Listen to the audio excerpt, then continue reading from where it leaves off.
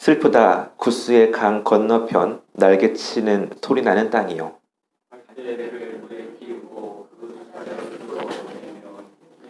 민첩한 사절들아, 너희는 강들이 흘러 나누인 나라로 가되 장대하고 준수한 백성 곧 10초부터 두려움이 되며 강대하여 밟는 백성에게로 가라 하는도다. 세상의 모든 거민 지상에 사는 너희여, 산들 위에 기치를 세우거든 너희는 보고 나팔을 불거든 너희는 들을지어다.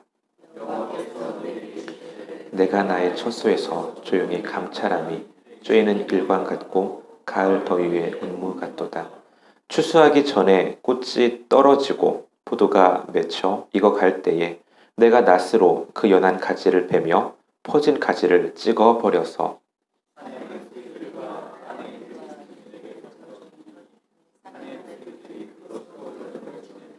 땅의 들짐승들이 다 그것으로 겨울을 지내리라 하셨음이라. 함께 했습니다. 그때에 강들이 흘러 나누인 나라의 대적 준수한 백성 곧 시초부터 두려움이 되며 강성하여 대적을 밟는 백성이 만군의 여호와께 드릴 예물을 가지고 만군의 여호와의 이름을 두신 곳 시온산에 이르리라. 아멘. 이스라엘은 작은 나라입니다. 정말 보잘것없는 나라죠. 땅도 좁은 나라죠. 자원도 풍부하지가 않습니다. 군사력도 막강하지 않은 약한 나라입니다. 그런데 주변에는 항상 막강한 나라들이 있었어요. 아수르란 나라도 그랬고요. 나중에는 바벨론이란 나라도 있었습니다. 또한 전통적으로는 애굽이라는 나라도 있었습니다. 그래서 항상 주변의 강대국의 눈치를 보며 살아야 했습니다. 게다가 하필이면 이스라엘은 지리적으로 그 교두보에 있는 나라였습니다. 대륙과 대륙이 만나는 지점에 있다 보니까 강대국이 세력을 확장하려면 항상 거쳐야 하는 곳이 이스라엘이었습니다. 그러다 보니 언제 있을지 모르는 강대국의 침략에 늘 불안에 떨며 살았던 나라가 이스라엘입니다. 마치 초식동물 같아요. 보통 사자나 호랑이 이런 동물들은 기세 좋게 밀림을 누비며 다니죠. 하지만 초식동물들은 언제 있을지 모르는 육식동물의 공격에 불안하며 살아갑니다. 그래서 초식동물들이 어떻게 합니까? 무리지어 다닙니다. 언제 어디서 있을지 모르는 강한 동물의 공격에 대비해서 서로 힘을 모으고 연대하며 지냅니다. 이사야가 활동하던 시기에 가장 강한 나라가 있었죠. 바로 아수르입니다. 이스라엘의 동쪽에서 발행한 아수르는 놀라운 기세로 주변의 나라들을 점령했습니다. 아수르는 점점 강해져 근동 최대의 나라가 되었죠. 이 기세가 이제는 이스라엘의 생존을 위협하는 지경에 이르렀습니다. 이스라엘은 죽었다 깨어나도 아수르와 싸워서 이길 수가 없습니다. 이스라엘이 어떻게 했을까요? 살 길을 찾습니다.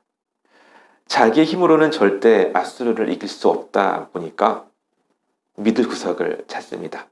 그 믿을 구석이 바로 오늘 우리가 읽은 구스라는 나라입니다. 일단 구스가 어느 나라인지를 좀 설명해 드리겠습니다. 일단 구스의 기원은 이렇습니다. 노아 아들 중에 함이 있죠. 그 함의 아들 중에 구스라는 아들이 있었습니다. 창세기 10장 6절을 읽어드리자면 함의 아들은 구스와 미스라임과 붓과 가나안이요. 이 구스의 후손이 애굽 위쪽에 정착을 해서 나라를 세웁니다. 그게 구스라는 나라예요.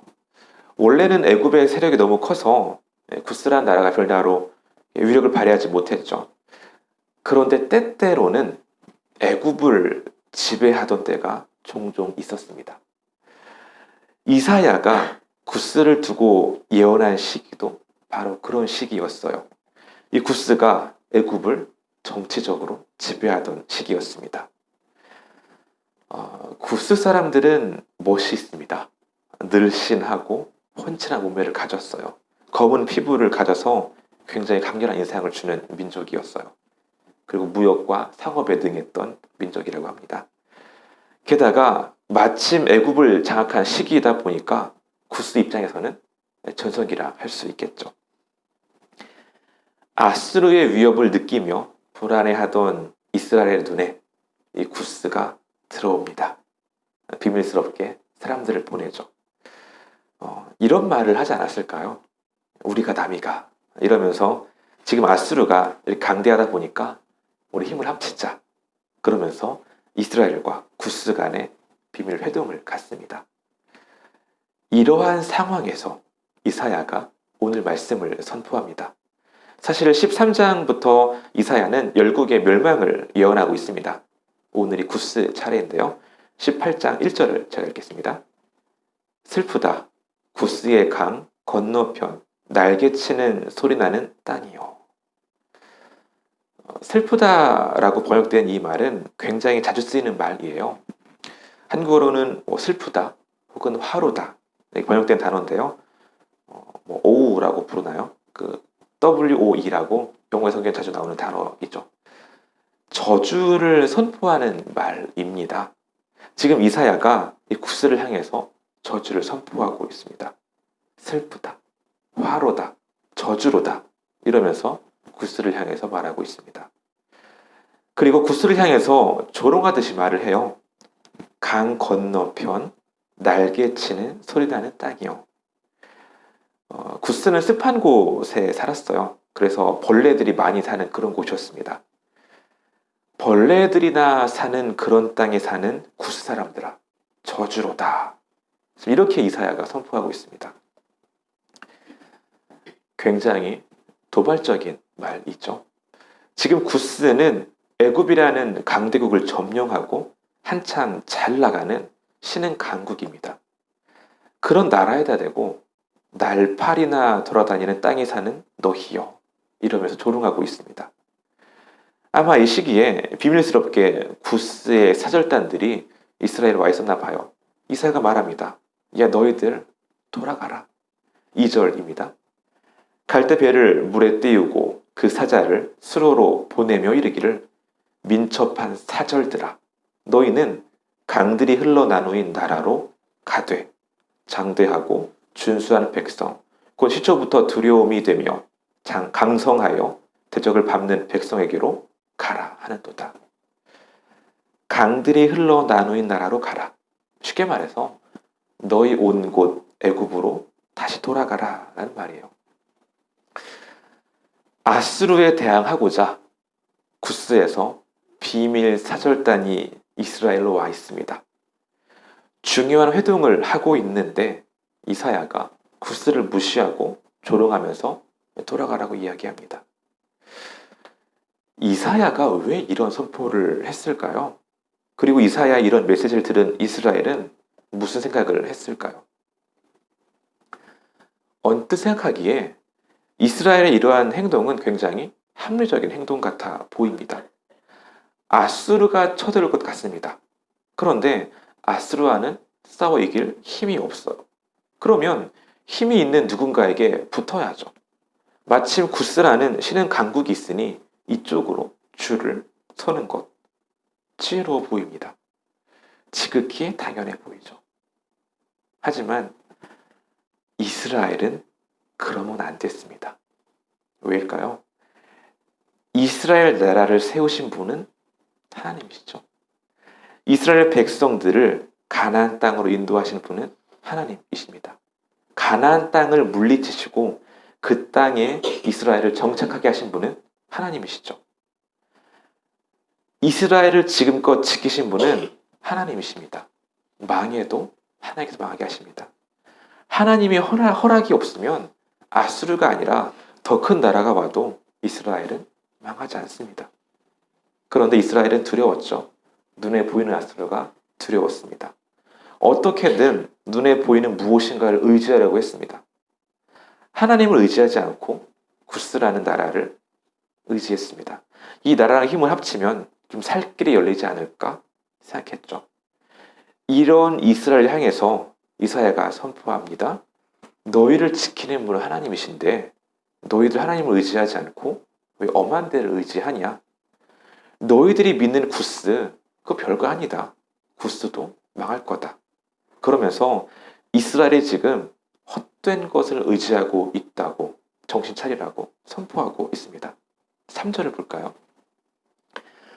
세상의 모든 거민, 지상에 사는 너희여, 산들 위에 기치를 세우거든 너희는 보고 나팔을 불거든 너희는 들을지어다. 지금 이스라엘과 구스는 아주 비밀스럽게 회동을 하고 있습니다. 은밀하게 꿍꿍이를 계획하고 있죠. 그런데 하나님의 일하심은 전혀 다릅니다. 산들 위에 깃발을 세우면 모든 민족이 볼 수 있고 나팔을 불면 모든 민족들이 들을 겁니다. 하나님께서는 땅에 있는 모두가 알 수 있도록 계획하시고 일하시고 온 열방이 그 영광을 볼 것입니다. 이러한 열방의 통치자이신 하나님을 못 믿고 숨어가지고 국린화하고 있는 이스라엘 향해서 한심스러워하고 있는 말이죠. 물론 우리 생각하죠. 하나님께서 도저히 안 보이는데 어떡하느냐. 당장 아수르는 코앞에 있는데 그러면 하나님께서 역사해 주시든가 우리 보고 이대로 죽으란 말이냐. 이렇게 반문할지도 모르겠어요. 사실 그런 마음이 들죠. 어려움은 당장 코앞에 있어요. 그런데 내가 아무런 조치도 취하지 않으면 당장에 무슨 일이 생길 것 같은 그런 느낌이 들죠. 그런데 하나님께서는 아무런 액션도 없으십니다. 그냥 가만히 있으세요. 조급하죠, 우리는. 나라도 살 길을 찾아야 할 것 같죠. 4절을 볼까요? 여호와께서 내게 이르시되 내가 나의 처소에서 조용히 감찰함이 쬐이는 일강 같고 가을 더위에 운무 같도다. 하나님께서는 아무것도 안 하시는 것이 아닙니다. 조용히 감찰하고 계십니다.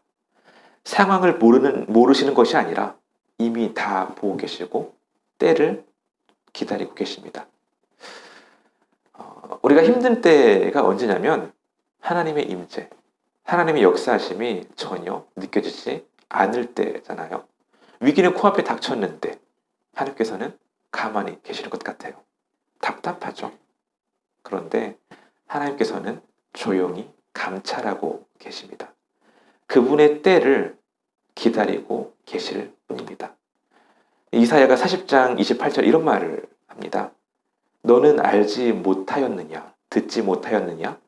영원하신 하나님 여호와 땅 끝까지 창조하신 이는 피곤하지 않으시며 곤비하지 않으시며 명철이 한이 없으시며 졸지 않으시고 우리를 지켜보십니다. 그러다가 가장 필요한 때에 역사하시죠. 오늘 말씀 5절과 6절을 보겠습니다. 추수하기 전에 꽃이 떨어지고 포도가 맺혀 익어 갈 때에 내가 낫으로 그 연한 가지를 베며 퍼진 가지를 찍어버려서 산의 독수리들과 땅의 들짐승에게 던져주리니. 화분에 나무를 키워보신 분은 아실 겁니다. 아무 때나 가지치기를 하지 않습니다. 필요한 때에 가지치기를 하죠. 포도 농부가 꽃이 지고 포도가 연모로 갈 때에 열매가 잘 자라도록 그 가지를 잘라낸다고 해요. 하나님께서는 하나님의 때에 하나님의 계획 속에서 분명하게 일하십니다. 우리가 할 일은 무엇일까요? 그 하나님을 신뢰하는 일이죠.